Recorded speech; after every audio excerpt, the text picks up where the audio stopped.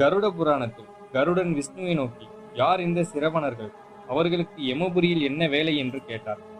அதற்கு விஷ்ணு பகவான் கூறினார், ஒரு நாள் யமன் நான்முகனிடம் பிரம்மா, நான் எப்படி மனிதர்களின் பாவ புண்ணிய கணக்கை சரிபார்த்து தண்டனை கொடுப்பது? மனிதன் உடலில் செய்யும் தவறுகளை என்னால் கண்டறிய முடியும், ஆனால் மனதில் நினைக்கும் பாவத்தை நான் எப்படி கண்டறிந்து தண்டனை வழங்குவது என்று கேட்டார். அதற்கு பிரம்மா தர்ப்பையை தூக்கி வீசினார். தூக்கி இருந்த ஒரு தர்ப்பையிலிருந்து 12 புதல்வர்கள் தோன்றினார்கள். அந்த 12 புதல்வர்களே 12 சிரவணர்கள் ஆவார்கள்.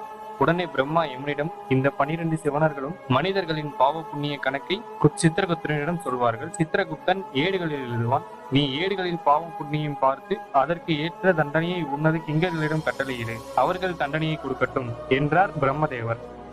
இவ்வாறு சிரவணர்கள் யார், அவர்கள் யமபுரியில் என்ன வேலை செய்தார்கள் என்ற சந்தேகத்தை கருடனுக்கு மிக அழகாக எடுத்துரைத்தார் விஷ்ணு பகவான்.